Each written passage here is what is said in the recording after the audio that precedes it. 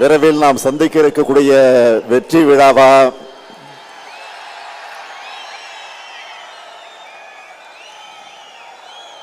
இது கரூர் இல்ல, திராவிட முன்னேற்ற கழகத்தினுடைய ஊர். இந்த ஊர்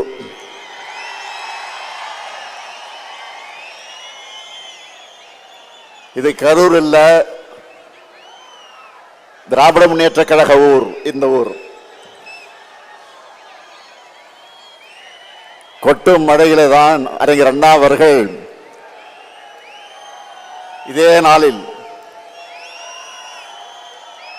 வடசென்னை பகுதியில் அமைந்திருக்கக்கூடிய ராபின்சன் பூங்காவில் தொடங்கி வைத்த போது கொட்டுகின்ற மழையில தொடங்கி வைத்தார்கள். கொட்டுகின்ற மழையில தொடங்கி வைத்த இந்த கழகம் 75 ஆண்டு காலம் மட்டுமல்ல, 100 ஆண்டு நாம் காண போகிறோம்.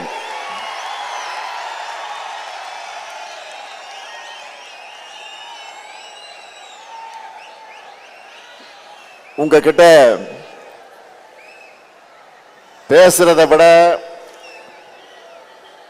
இந்த கொட்டு மழையிலும் உங்களுடைய எழுச்சியை பார்த்துக்கிட்டே இருக்கலாம் போல எனக்கு உணர்வு ஏற்பட்டிருக்கு. என்ன உணர்ச்சி! அடாடாடாடா, என்ன ஆர்வம்!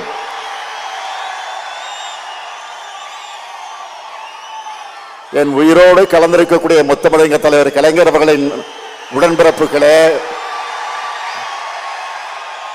உங்களுக்கு என்னுடைய முதல் வணக்கம்.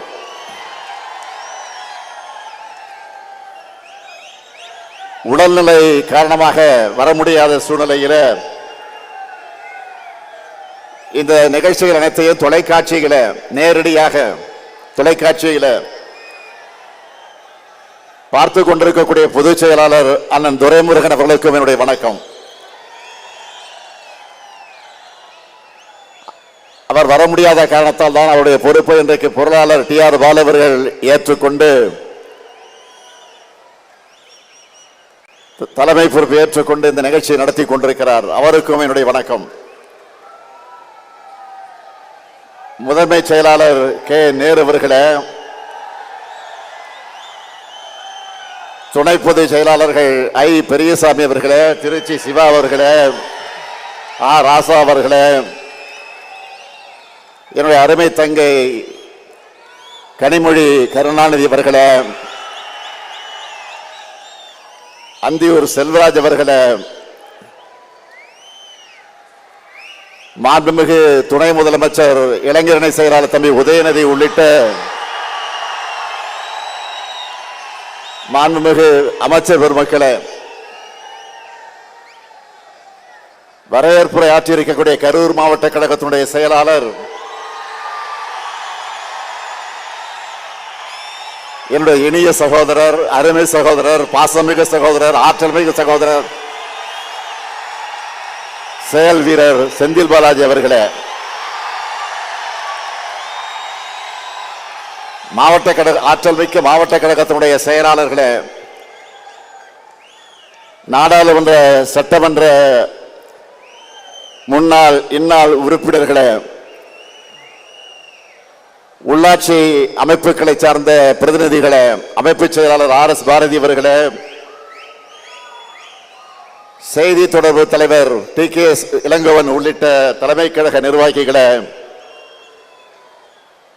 பல்வேறு விருதுகளை பெற்றிருக்கக்கூடிய விருதாளர்களே, பல்வேறு அணிகளின் செயலாளர்களே, பொறுப்பாளர்களே, உங்கள் அனைவருக்கும் என்னுடைய அன்பான வணக்கம். இந்த ஆண்டு முப்பெரு விழாவை கரூரில் நடத்த வேண்டும் என்று அனுமதி கேட்டு அருமை சகோதரர் செந்தில் பாலாஜி அவர்கள் என்னிடம் வந்தார். நானும் ஒப்புதல் அளித்தேன். பொதுக்கூட்டம்னு சொல்லிட்டு மாபெரும் எழுச்சி மாநாட்டையே இங்கே ஏற்பாடு செஞ்சிருக்கிறார் செயல் வீரர் செந்தில் பாலாஜி அவர்கள்.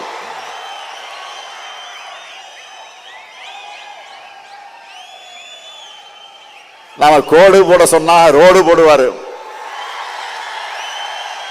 நீங்களாம் பார்த்திருப்பீங்க. ரோடு போட்டு அந்த ரோடு மேலதான் நான் வாகனத்தில் வந்தேன்.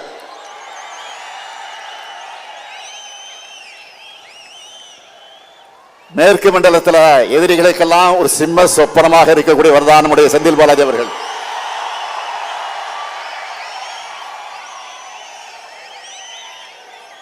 அதனாலதான் அவர் வெளியில இருந்தா தங்களால் நிம்மதியா தூங்க முடியாதுன்னு அவரை முடக்க பார்த்தாங்க. ஆனா அவரை முடக்க முடியுமா? எடுத்த பணிய வெற்றிகரமா முடிச்சு காட்டுவார். நான் உறுதியா சொல்றேன், கழக வரலாற்றிலே இப்படி ஒரு பிரம்மாண்டமான முப்பெரு விழா நடந்திருக்காது.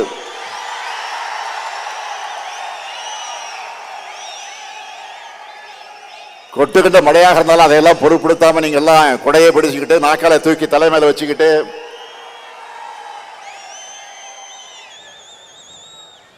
இந்த நிகழ்ச்சியை நடத்திக்கிட்டு இருக்கீங்களே, அது ஒன்றே சாட்சி. இந்த நிகழ்ச்சி சிறப்பாக இருக்க வேண்டும் என்று உழைச்சிருக்கக்கூடிய அருமை சகோதரர் செந்தில் பாலாஜி அவர்களுக்கும் அவருக்கு துணை நிற்கக்கூடிய கரூர் மாவட்ட கழக நிர்வாகிகள் அனைவருக்கும் என்னுடைய பாராட்டுக்கள், வாழ்த்துக்கள். தலைமை கழகத்தின் சார்பிலும் என்னுடைய இருகரங்குடைய நன்றியை நான் அவர் அத்தனை பேருக்கு நான் தெரிவிச்சுக்கிறேன். 14 வயசுல கருப்பு சிவப்பு கொடி பிடிச்சு கழகம் கழகம்னு உழைக்க தொடங்கின என்ன இந்த இயக்கத்துடைய தலைமை பொறுப்புக்கு கொண்டு வந்திருக்கக்கூடியவர்கள் நீங்க. ஓயாமல் உழைக்கிற உதயசூரியன்களான உங்களை ஒவ்வொரு முறை சந்திக்கும் போது எனக்கு ஒரு புது எனர்ஜி வந்துடும். காடு மேடு இரவு பகல் மழை வெள்ளம் அடக்குமுறைகள் போராட்டங்கள் சிறைச்சாலைகள்னு இங்கே எல்லோரும் போராடிதான் என்னை இன்றைக்கு நீங்க தலைவராக்கி இருக்கீங்க. மக்களுடைய ஆதரவோடு இன்னைக்கு நாடே திரும்பி பார்க்கக்கூடிய நம்ம திராவிட மாடல் அரசையும் நீங்க தான் உருவாக்கி என்னை முதலமைச்சர் பொறுப்பில் உட்கார வச்சுங்க. உங்களை சந்திக்கிறதை விட எனக்கு வேற என்ன மகிழ்ச்சி? முப்பெரு விழா என்றால் பகுத்தறிவு புகழவன் தந்தை பெரியார் பிறந்த நாள், பேரறிஞர் பிறந்த கலைஞர் அண்ணா பிறந்த நாள், அறிவிக்கமாம் திராவிட முன்னேற்ற கழகம் உதயமான நாள் ஆகிய மூன்றையும் சேர்த்து இந்த திராவிட மாதத்தில் முப்பெரு விழாவை நாம் கொண்டாடுகிறோம். இந்த விழாவில் நாம் கடந்து வந்த பாதையை திரும்பி பார்த்து அதில் உள்ள மேடு பள்ளங்களை திருத்திக்கவும், நாம் அடுத்து செல்லவுள்ள பாதையை வெற்றி பாதையாக செப்பனிடவும் ஓரிடத்தில் ஒன்று கூடியிருக்கிறோம். கூடி களையும் விழாவாக இல்லாமல் அறிவார்ந்த உரையாடல்களை நிகழ்த்தி கருத்தாளமிக்க எண்ணங்களை பகிர்ந்து கொள்கைகளை கூர்தீட்டும் நிகழ்வாக இந்த நிகழ்ச்சி நடந்துகிட்டு இருக்கு. அதனாலதான் திராவிட கொள்கை தூக்கி பிடிச்சு உழைச்சவங்களுக்கு மரியாதை செஞ்சு விருதுகளை வழங்குகிறோம். இந்த ஆண்டு பகுத்தறிவு புகழ தந்தை பெரியார் பெயரிலான விருதை கழகத்தினுடைய துணை பொதுச் செயலாளரும் நாடாளுமன்ற குழு தலைவருமான என்னுடைய அருமை தங்கை கனிமொழி பெற்றிருக்கிறார். அவர் பார்த்தால் கனிமொழி, நாடாளுமன்றத்திலே பேசினா கர்ஜனை மொழி. திராவிட இயக்கத்துடைய திருமகளா பெரியாரின் பேத்தியா பார்லிமெண்ட்ல ஒலிக்கிறார். அடுத்த பேரங்க அண்ணா பெயரிலான விருதை நம்முடைய அண்ணன் சிவ சீதாராமன் அவர்கள் பெற்றிருக்கிறார். அரசு ஊழியராக இருந்த இவரை ராஜினாமா செஞ்சுட்டு வான்னு கழக பணியாற்ற வான்னு நம்ம தலைவர் கலைஞர் அழைச்சார். எப்போதும் தலைவர் கலைஞருடைய சொல்லை தட்டாத உண்மையான தொண்டர் அண்ணன் சிவ சீதாராமன் அவர்கள். அடுத்து தமிழக தலைவர் கலைஞர் பெயரிலான விருதை நூற்றாண்டு கண்டவர் அண்ணன் சோமா ராமச்சந்திரன் அவர்கள் பெற்றிருக்கிறார். மிசா காலத்தில் ஓராண்டு காலம் என்னோடு ஒரே கொட்டடியில் இருந்தவர் அண்ணன் சோமா ராமச்சந்திரன் என்பது எனக்கு கிடைச்ச பெருமை. அடுத்து புரட்சி கவிஞர் பாவேந்தர் பாரதிதாசன் பெயரிலான விருது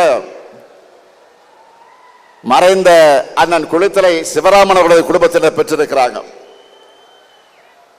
கலைஞர் அவர்கள் முதலா போட்டியிட்ட குளித்தலை தொகுதிக்காரர். அவருக்கு சிறப்பு செய்ய அறிவிச்ச இந்த விருதை அவர் பெற முடியாமல் போயிருந்தாலும் நம்முடைய இதயங்களில் அவர் குடியிருக்கிறார், நிறைஞ்சிருக்கிறார். அடுத்து இனமான பேராசிரியர் பெயரிலான விருதை அண்ணன் மருதூர் ராமலிங்கம் அவர்களுக்கு வழங்கியிருக்கிறோம். தலைவர் கலைஞரிட்ட கட்டளைகளை தவறாமல் நிறைவேற்றின செயல் வீரர் அவர்.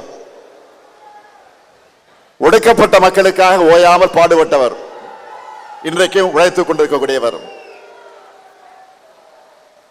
அடுத்து என்னுடைய பெயரிலான விருது அண்ணன் பொங்கலூர் பழனிசாமி அவர்கள் பெற்றிருக்கிறார். மொழி போராட்டம் உருவாக்கின தலைகர்த்தர்கள் அவரும் ஒருவர்.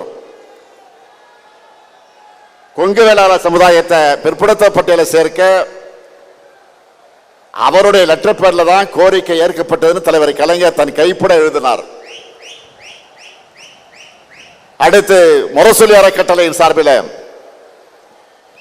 முரசொலி செல்வம் பெயரிலான விருதை பெற்றிருப்பவர் மூத்த பத்திரிகையாளர் எழுத்தாளர் AS பன்னீர்செல்வம் அவர்கள்.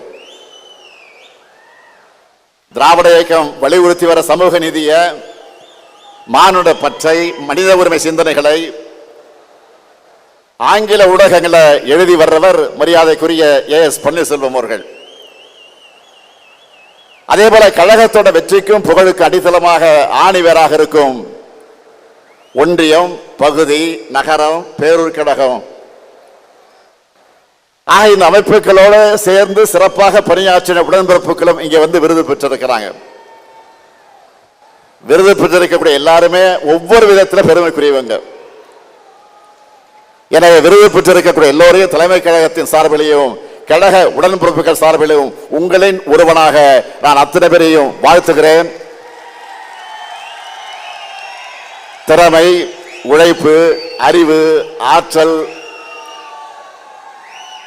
ஆகியவற்றை ஒருங்கே பெற்ற தீரர்களின் கோட்டம்தான் திராவிட முன்னேற்ற கழகம். தந்தை பெரியார், பேரறிஞர் அண்ணா, முத்தமிழர் கலைஞர் ஆகியோருடைய வழி நின்று தமிழினத்தின் எழுச்சிக்காக, தமிழ்நாட்டினுடைய வளர்ச்சிக்காக உண்மையா உழைக்கிறவங்க நாம.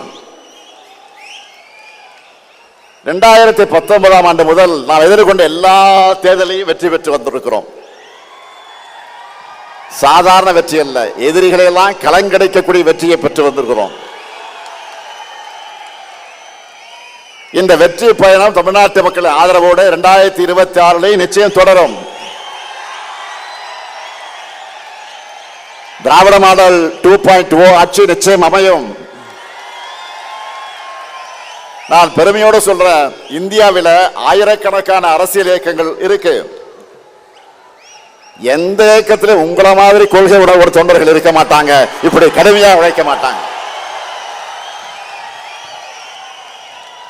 கழகம் நம்மை காத்தது, நாம் கழகத்தை காக்கணும் என்று உழைக்கிற உங்களை போன்ற உடன்பிறப்புகள் இருக்கும் வரை எந்த கொம்பனாலும் திராவிட முன்னேற்ற கழகத்தை தோற்கடிக்க முடியாது. உங்களுக்கு தலைமை தொண்டனாக இருக்கிறது என் வாழ்க்கையிலே நான் பெற்ற பெரும் பேறு. உங்கள் உழைப்பை தொடர்ந்து கொடுத்து திராவிடம் உயர்த்த தமிழ்நாட்டை தலைகுனிய விடமாட்டோம்னு 2026 தேர்தலையும் நீங்க களப்பணி ஆற்றணும். அதன் மூலமாக தொடர்ந்து திமுக ஆட்சி அமைஞ்சதுன்னு நம்ம புது வரலாறு படைக்கணும். வரலாறு படைக்கலாமா? வரலாறு படைக்கலாமா? தயாராகிட்டீங்களா? தயாராகிட்டீங்களா?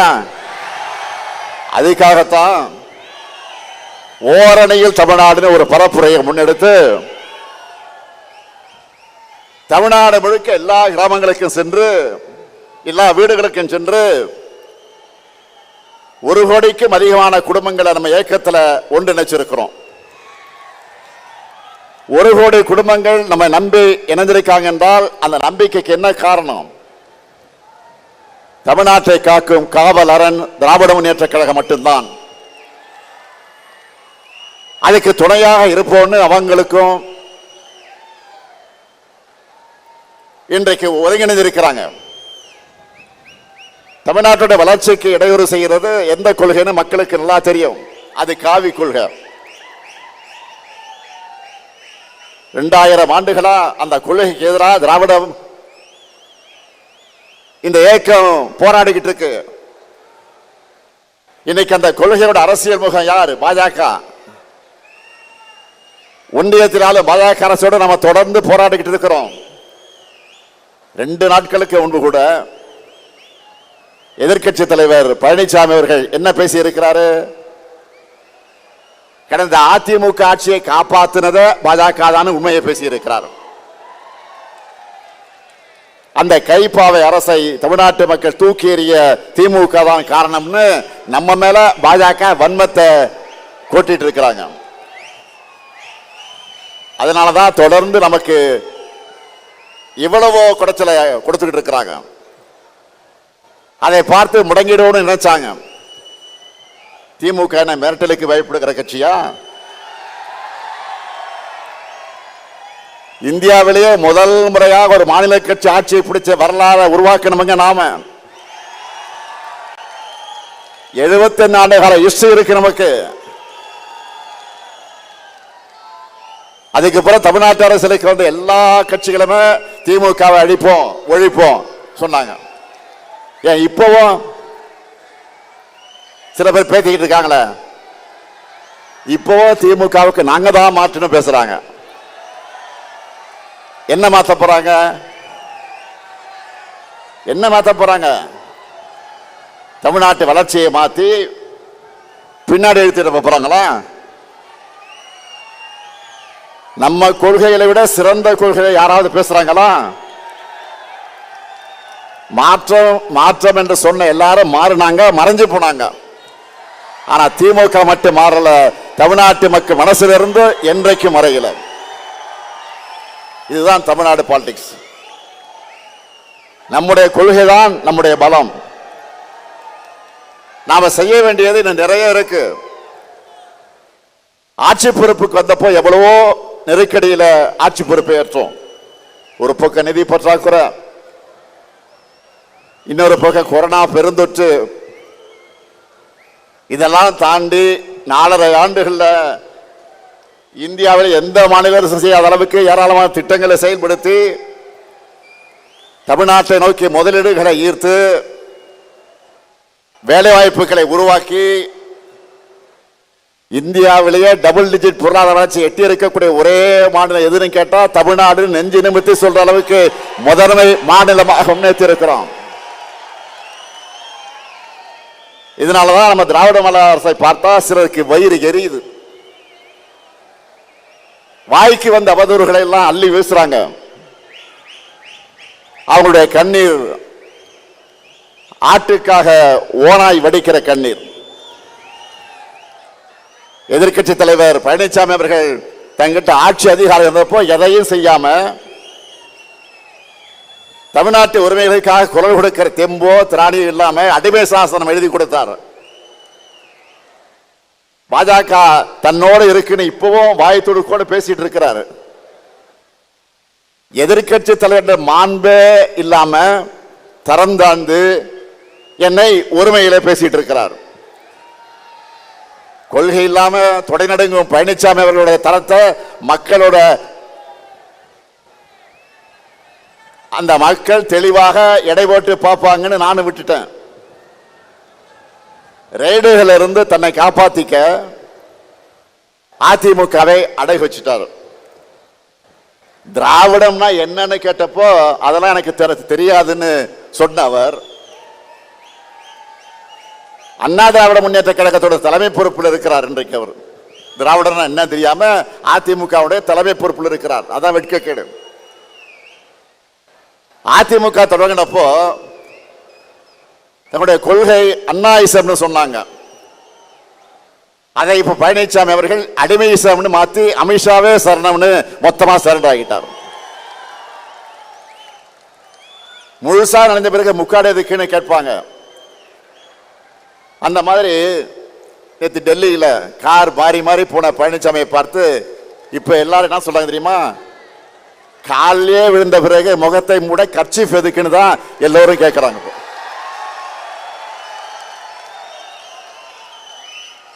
இதுல அவருடைய திறந்தாழ்ந்த பேச்சுக்கெல்லாம் நான் பதில் சொல்லணுமா? தேவையில்லைதான். ஆனா மக்களாட்சியில மக்களுக்கு மதிப்பளிச்சு பதிலளிக்க வேண்டிய பொறுப்பு கடமையும் நமக்கு இருக்கு. அதை வெறும் சொல்லால அல்ல, செயல்களாலும் திட்டங்களாலும் பதில் சொல்லிட்டு இருக்கிறோம். கலைஞர் மகளிர் உரிமை திட்டம், விடியல் பயண திட்டம், காலை உணவு திட்டம், புதுமை பெண் திட்டம், தமிழ் புதல்வன் திட்டம், நான் முதல்வன் திட்டம், மக்களை தேடி மருத்துவம், இன்னுயிர் காப்போம், நம்மை காக்க 48, ஊட்டச்சத்தை உறுதி செய், தோழி விடுது, கலைஞர் கனவு இல்லம், உங்களுடன் ஸ்டாலின், நலங்காக்கும் ஸ்டாலின், தாய் மாணவர் திட்டம், அன்பு கரங்கள்னு லிஸ்ட் பெருசா இருக்கு. என்னுடைய பலன்களை பத்தி நான் சொல்றதை விட இந்த பயன்களை பத்தி நான் சொல்றதை விட கோடிக்கணக்கான மக்களை தினமும் சொல்லிக்கிட்டு இருக்கிறாங்க. அது மட்டுமல்ல, ஒன்றிய பாஜக அரசோட மக்கள் விரோத செயல்பாடு அனைத்தையும் துணிச்சலா நேருக்கு நேர் ஏத்துக்கிட்டு இருக்கிறோம். தொகுதி மறைவரன்னு சொன்ன உடனே அதை எதிர்த்து நிற்கிறோம். கவர்னரை வச்சு நம்மை முடக்க நினைச்சா சட்ட ரீதியா அதை எதிர்த்து நிற்கிறோம். முக்கியமா மாநிலங்கள் தான் வலிமையான நாட்டுக்கு அடித்தல் என்பதை அழுத்த திருத்தமா சொல்ல மத்திய அரசு இல்ல, ஒன்றிய அரசுன்னு அழுத்தி சொல்றோம். இப்படி போராடி போராடி தமிழர்களை தமிழ்நாட்டை தலை நிமிர்த்துகிறோம். இப்படி தலை நிமிர்ந்த தமிழ்நாட்டை ஒரு நாளும் தலைகுனிய விட மாட்டோம். அதனால்தான் சொல்றேன், பேரறிஞர் அண்ணாவுடைய கொள்கை பட்டாளமே, தலைவரை கலைஞருடைய உயிரினும் உயிரான உடன்பிறப்புகளே, தனி நபர்கள் தோன்றுவார்கள் மறைவார்கள், கட்சிகள் வரும் போகும், ஆனா தமிழ்நாட்டினுடைய தனிப்பெருமை நிரந்தரமானது, தமிழ் மொழியுடைய சீரழிமை நிரந்தரமானது, நம்முடைய மக்களுடைய உரிமை காக்கப்படணும். இந்த தமிழ் மண் தான் நமக்கு எல்லாத்தையும் கொடுத்துச்சு. இந்த மண்ணை காக்கிற பொறுப்பு கடமையும் நமக்குத்தான் இருக்கு. டெல்லி நம்ம மேல எப்படியெல்லாம் ஆதிக்கம் செலுத்துறாங்க, ஒன்றா ரெண்டா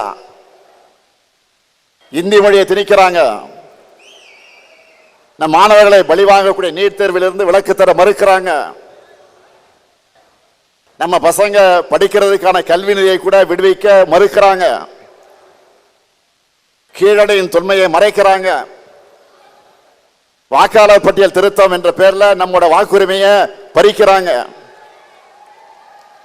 ஆனால் அண்ணாலும் சரி இன்னாலும் சரி என்னாலுமே அடக்கு முறைக்கு இங்கே நோ என்ட்ரி தான். ஆதிக்கத்துக்கு இங்கே நோ என்ட்ரி தான். திணிப்புக்கு இங்கே நோ என்ட்ரி தான். மொத்தத்தில் இங்க பாஜகவுக்கு நோ என்ட்ரி தான். இது பெரியார் அண்ணா கலைஞர் செதுக்கின தமிழ்நாடு. 3 முறை ஒன்றியத்தை தொடர்ந்து ஆட்சி அமைச்சோம். தமிழ்நாட்டில் மட்டும் உங்களுடைய மோடி மஸ்தான் மேல பலிக்கலையே. இன்னுமா எங்களை பத்தி உங்களுக்கு தெரியல? இங்க இருக்கவங்களுக்கு மட்டும் இல்ல, இந்த 30 விழாவை டிவியில சோசியல் மீடியால பார்த்துக்கிட்டு இருக்கக்கூடிய ஒவ்வொருத்தருக்கும், குறிப்பா இளைஞர்களுக்கு சொல்றேன், தலைமுறை தலைமுறையா நாம போராடி எத்தனையோ பேர் உயிர் தியாகம் செஞ்சு பெற்று தந்த உரிமைகள் எல்லாம் நம் முன்னாடியே பறிபோக அனுமதிக்கலாமா? பாஜகவை போய் நாம தடுத்து நிறுத்தலனா அடுத்த மாநிலங்களே இருக்கக்கூடாது என்பதை நோக்கித்தான் நகருவாங்க. ஏற்கனவே காஷ்மீர் அதுல ட்ரையலை பார்த்துட்டாங்க. எப்படி இந்தி மட்டுமே ஆட்சி மொழின்னு ஒரு நிலை உருவானப்போ தமிழ்நாடு போராடி மொழி போர் நடத்தி ஒட்டுமொத்த இந்தியாவை காப்பாத்திச்சோ, அதே மாதிரி இப்போ ஒரு உரிமை போரை நடத்தி நாட்டை காப்பாற்ற வேண்டிய வரலாற்று கடமை நமக்கு இருக்கு. நாம் இதை செய்யலன்னா நம்ம குழந்தைகளுடைய எதிர்காலம் என்ன ஆகும்? இதுக்கு போராடவில்லை என்று சொன்னால் எதற்கு போராடுவது? இதுதான் முக்கியம். இந்த போராட்டத்தில் முன்கள வீரனா உங்க கூட 23 வயசுல எமர்ஜென்சி எடுத்து ஜெயிலுக்கு போன இந்த முத்துவேல் கருணாநிதி ஸ்டாலின் இருக்க இந்த மேடையில் என்று உறுதியோடு சொல்றேன், நம்ம தாய்மார்கள், சகோதரிகள், உழவர்கள், இளைஞர்கள், உழைப்பாளர்கள் எல்லோரும் நல்லெண்ணெயும் காக்க தொடர்ந்து உழைப்பேன். தமிழ்நாட்டுடைய ஒவ்வொரு குடும்பத்துக்கும் ஒவ்வொரு மாவட்டத்துக்கு தேவையானதை தொடர்ந்து பார்த்து செஞ்சு கொடுப்பேன். நமக்கு துணையா பெரியார், அண்ணா, கலைஞர் அவர்கள் விதத்தை உணர்வு நம்மிடத்தில் இருக்கு. 8 கோடி தமிழ் மக்களோட ஆற்றலும் ஆதரவும் நமக்கு பக்கபலமாக இருக்கு. இதே உறுதியோடு போராடுவோம். இப்ப நாம முன்னெடுக்கிற போராட்டம் ஒரு கட்சிக்கான போராட்டமோ, முதலமைச்சர் பொறுப்புக்கான போராட்டமோ, ஆட்சி அதிகாரத்திற்கான போராட்டமோ இல்லை. தமிழ்நாட்டு மக்களுக்கான போராட்டம், தமிழ்நாட்டுக்கான போராட்டம். இதுக்கு தமிழ்நாடு முழுக்க ஓரணையில் திரளணும். இந்த கரூர் மண்ணில் நின்று தந்தை பெரியார் பிறந்த நாளில் உறக்க சொல்வோம், தமிழ்நாட்டை தலைகுனிய விடமாட்டேன். டெல்லிக்கு கேட்கிற மாதிரி எல்லாரும் சேர்ந்து சொல்லணும், தமிழ்நாட்டை தலைகுனிய விடமாட்டேன், தமிழ்நாட்டை தலைகுனிய விடமாட்டேன், தமிழ்நாட்டை தலைகுனிய விடமாட்டேன். தமிழ்நாடு போராடும், தமிழ்நாடு வெல்லும், தமிழ்நாடு போராடும், தமிழ்நாடு வெல்லும். விடைபெறுவதற்கு முன்னாடி உங்கள் அத்தனை பேருக்கு ஒரு அன்பான வேண்டுகோள். பல்வேறு பகுதிகளிலிருந்து வந்திருக்கீங்க. உடன்பிறப்புக்கு எல்லோரும் ஊருக்கு திரும்புகிற நேரத்தில் பத்திரமாக நீங்கள் வீட்டுக்கு திரும்பணும். அதிக பயணங்கள் வேண்டாம், பத்திரமாக வீட்டுக்கு போங்க. நன்றி, நன்றி, வணக்கம். செய்திகளை உடனுக்குடன் தெரிந்து கொள்ள உங்கள் கரம் டிவியை சப்ஸ்கிரைப் செய்யுங்கள். அதோடு பெல் பட்டனையும் கிளிக் செய்யுங்கள்.